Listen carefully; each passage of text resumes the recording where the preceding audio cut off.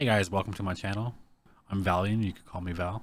Today we're going to be going over the Season 1 patch notes. I already went over this kind of a little bit on my own, but I'll go over it again with you guys. New unique items and legendary aspects. 6 unique items. This one's going to be the Uber unique. Spear of Lycander. Gain a random shrine effect for 10 to 20 seconds after killing an elite enemy. Can only occur once every 30 seconds. It could be good if you got like lethal or something over and over, or if your build needed channeling, but just imagine getting greed over and over. like the Lycander's flank from Diablo 2. Nobody used that either. Barbarian is getting Exert Wrath. Unique sword, lucky hit. Your core skills have up to a 20% chance to freeze enemies for 3 seconds and deal 0.75 to 1.5 cold damage to them. If we knew the stats, you know. Druid, Flesh Render, unique one-handed mace, debilitating roar, and Blood Howl deal damage to nearby poisoned enemies. I mean, I feel like this is going to open up a lot of poison builds potentially. I mean, it's cool that they're bringing back a lot of the names of the legacy items from Diablo. Lidless Wall, while you have a active Bone Storm, hitting an enemy outside of a Bone Storm has up to a 5 to 25% chance to spawn an additional Bone Storm. I mean, I don't play Necro, but this one actually sounds really cool. Like, you could have Bone Storms all over your screen. Rogue, Eaglehorn, unique bow. Penetrating shot has a 30 to 80% chance to fire an arrow that bounces off walls and scenery. Hitting enemies from behind with penetrating shot will make them vulnerable for 3 seconds. I mean, I never really got a chance to play the ranged rogue, but I wanted to. They do look really fun. Maybe there's gonna be bow builds now. Oculus, unique wand, gain the effects of teleport enchantment for free when you invade using teleport enchantment. You are taken to a random location. I don't know how I feel about that. Like, what if you try to evade out of like a group into another group? Like, is it good? Is it bad? 7 new legendary aspects.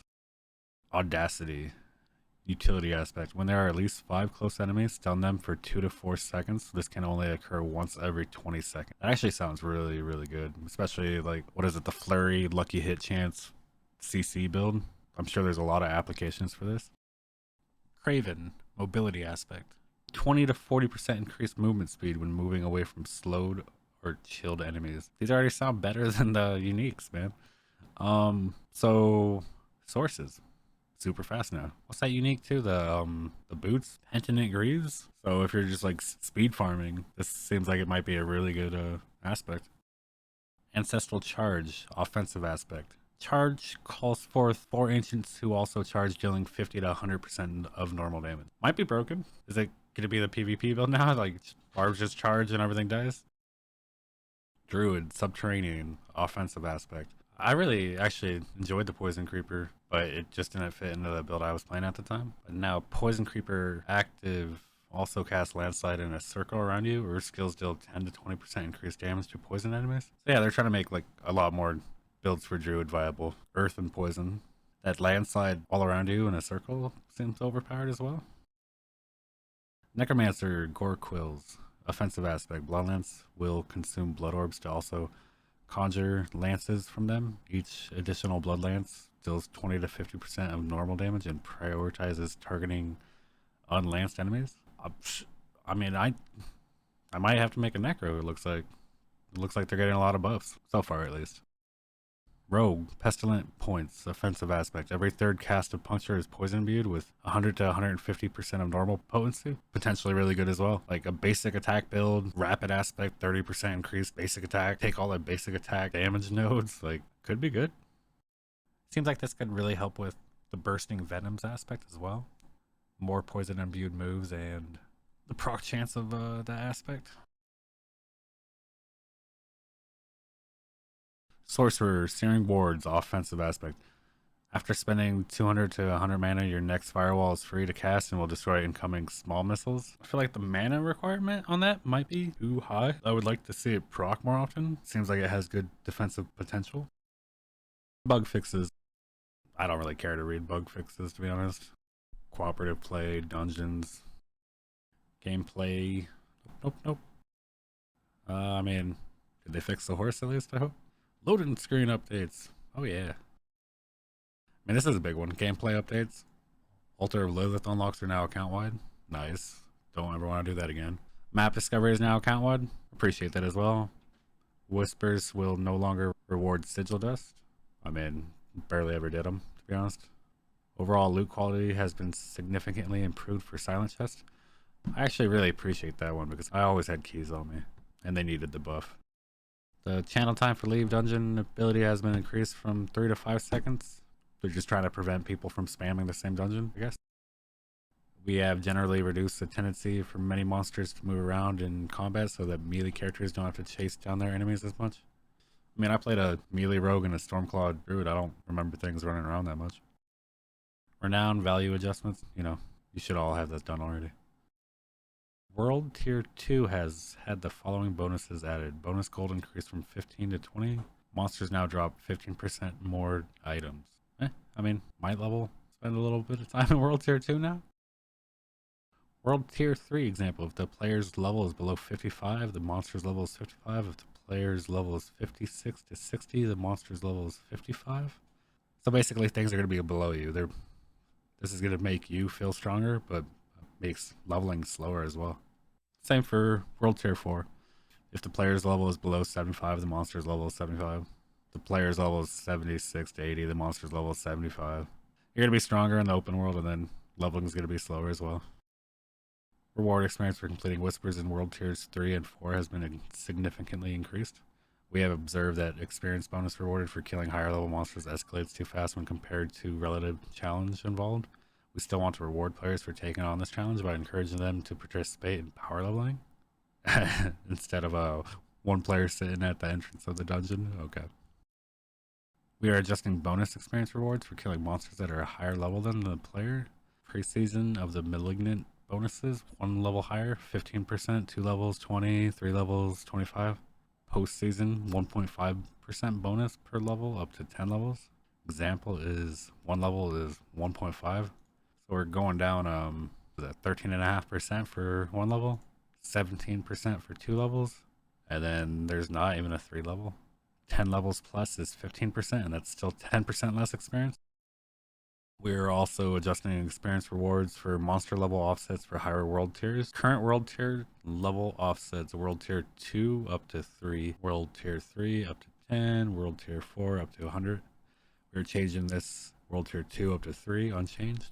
World Tier 3 up to 6, so it's down 4. World Tier 4 up to 10, so it's down 90. You're level 1. Your friends bring you to World Tier 4 and leave you at the entrance of a dungeon. They start killing level 100 monsters. Prior to Season of the Malignant, you get level 100 monster XP times 1, that's 25%. After Season of the Malignant, you get level 11 monsters, so 10 levels higher than you, plus 15%. They're just nerfing leveling, especially power level, which the power leveling thing I don't really disagree with either, but overall leveling is going to be much harder. Helltides. Developers note, we're looking to increase the danger in Helltides risk reward gameplay by making the monsters a bit more challenging and the tortured gift of mysteries harder to open. Helltide monsters are now 3 levels higher than the player instead of 2.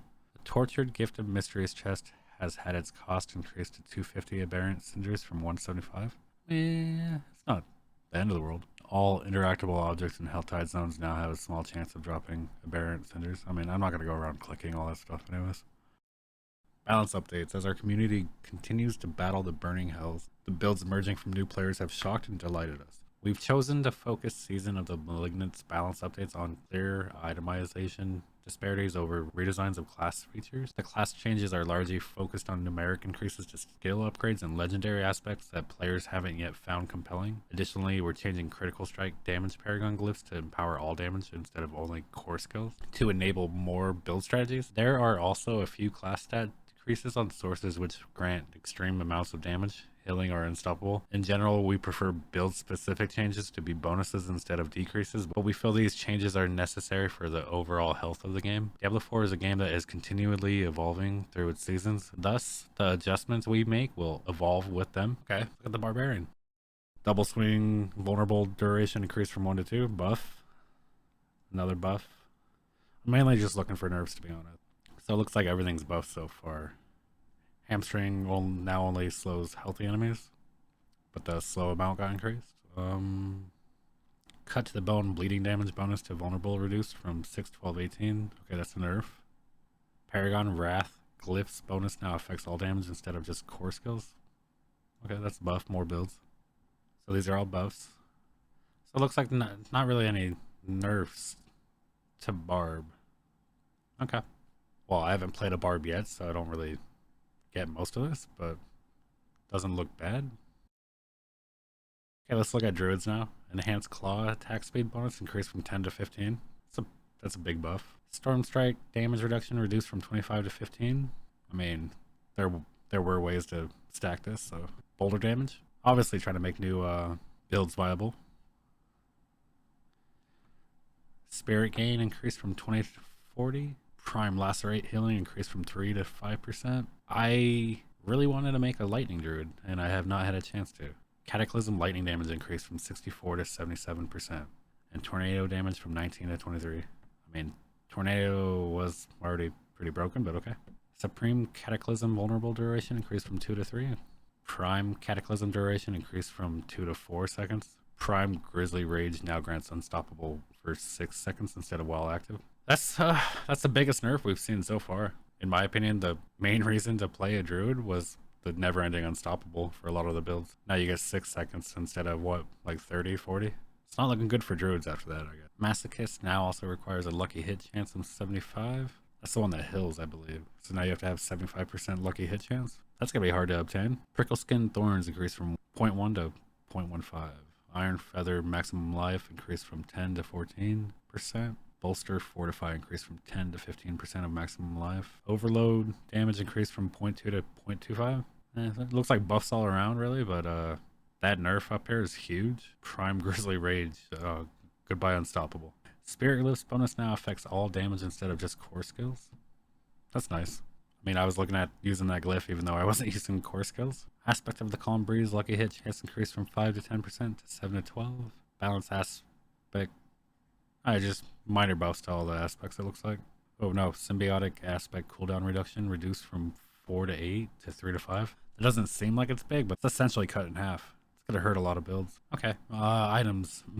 Insatiable Fury, Werebear skill ranks increased from 2 to 3. Mad Wolf's Glee, Werewolf skill ranks increased from 2 to 3. I mean, it's a buff, but I feel like in a lot of the builds, the chest piece was a piece that you had room to work with. People will still probably be swapping out the chest for survival. Alright, Necromancer. All I gotta say is maybe they nerfed Bone Spear. Initiates Decompose slow increased from 30 to 50%.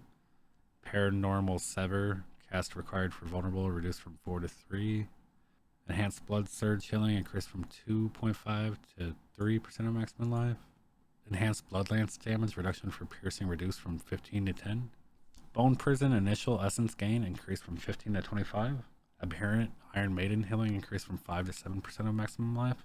Golems move faster and unhindered through enemies when their cooldown isn't activated. Supreme Blood Wave leaves behind blood orbs earlier in its path. Raised Skeleton Corpse Explosion Corpse Tendrils range for auto-targeting corpses on mouse and keyboard increased by 50%. Hey, keyboard and mouse buff. Raised Skeleton Skeletal Priest bonus damage increased from 20 to 30%.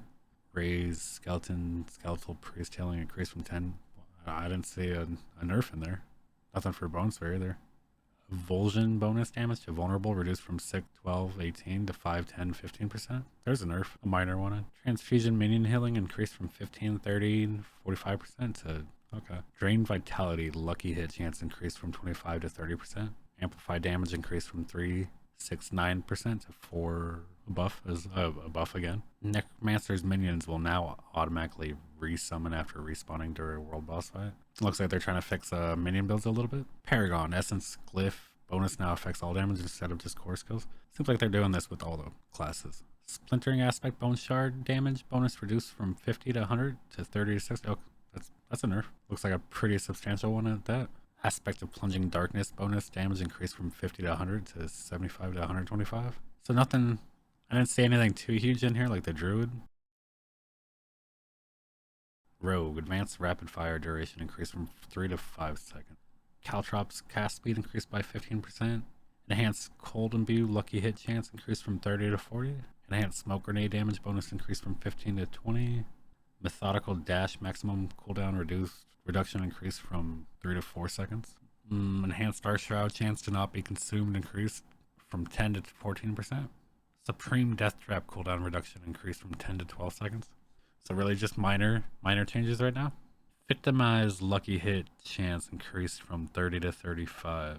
That's another build I didn't get to test out. I wanted to make a victimized AoE build, so that helps that.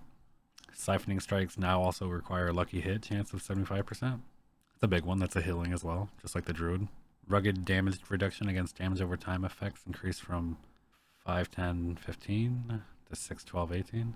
Mending obscurity healing per second while stealth increased from 3, 6, 9. Just minor things. Combat glyphs bonus now affects all damage instead of just core skills. Eldritch Bounty legendary node duration increased from 6 to 9 seconds. That's huge. Preparation's ultimate cooldown reduction increased from 4 to 5 seconds.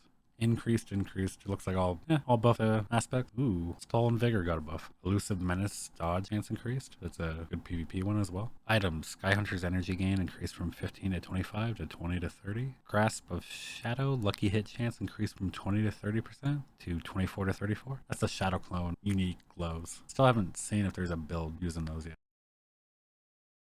Alright, Sorcerer.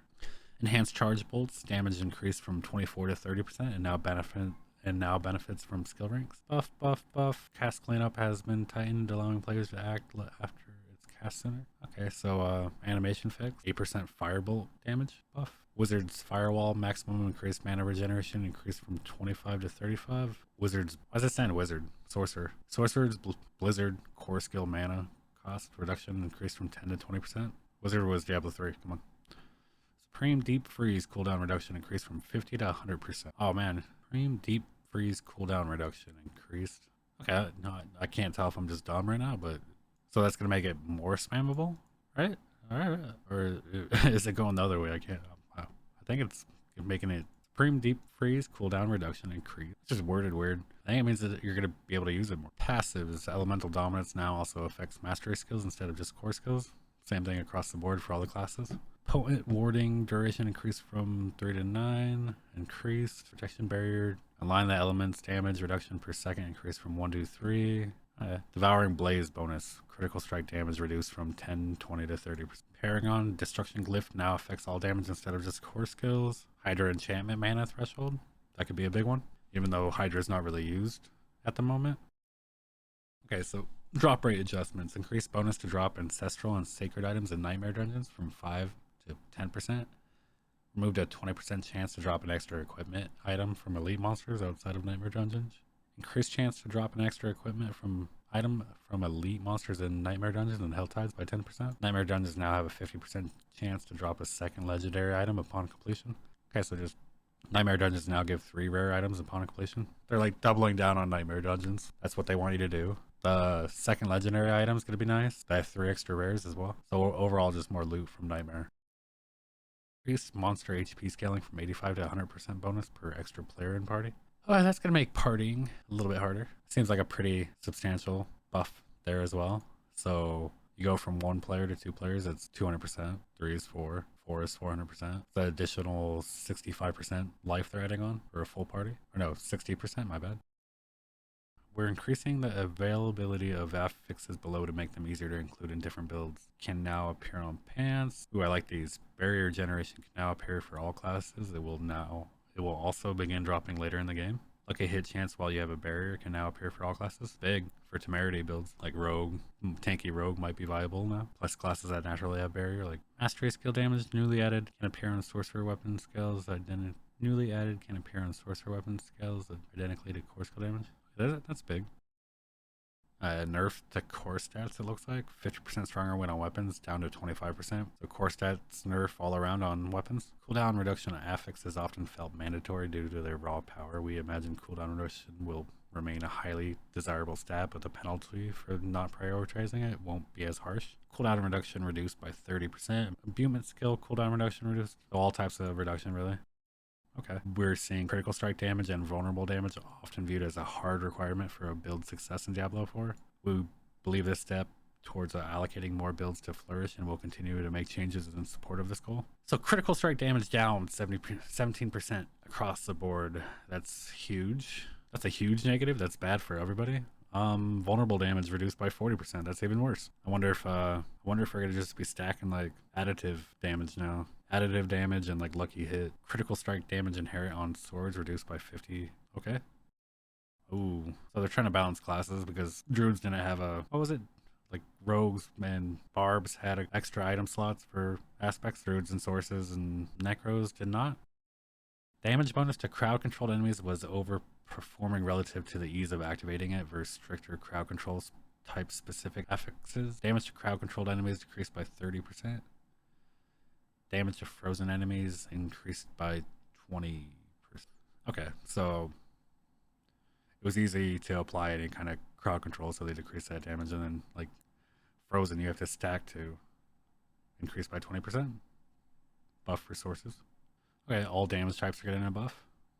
I mean, that might make up for the vulnerable and critical strike thing. Looks like 25% across the board and then 40% for overtime. Brawling skill damage increased by 33%. Companion skill damage and conjuration. So things that people weren't really using. I don't know about brawling, but the companion and conjuration. Imbuement skill damage increased by 33%. So instead of nerfing rogues, rogues just got a buff. Weapon mastery skill damage increased by 33%. Okay, this is a huge nerf. Total armor reduced by 30%. Oh, more of it as well. Sorry, but druids are getting screwed. Total armor while in werebearer form reduced by 25%, same as werewolf. Now they're losing their armor, their total armor, and overpower. I swear there was something about HOTA in here as well. I just didn't see it. Let's go back to Barb just to double check. Maybe it wasn't in Barb? Oh, it was in one of the fixes, huh? That's where I read it last time? That's Druid. Yeah, oh. Hammer of the Ancients, be the aspect of was dealing far more damage than intended. We recognize this adjustment is a significant decrease to the Hammer of Ancients Barbarian build, but we do not want its strength to be reliant on an underlying bug. Any other notes? No? So overall, it looks like everybody got nerfed just by stats alone. Lvling also got nerfed. RIP Druids. I do believe they're still going to be viable, but they did get hit the hardest. The Grizzly Rage and Unstoppable nerf. Losing that much uptime on Unstoppable is insane. The damage nerf that everybody else received as well. The flat armor nerf. The bonus armor that they get from Werewolf or Werebear. I'm surprised I didn't see anything about Bone Spear. Oh man. Alright guys. This is a lot for everybody to think about. Thank you for watching. Appreciate all comments and feedback. See you next time.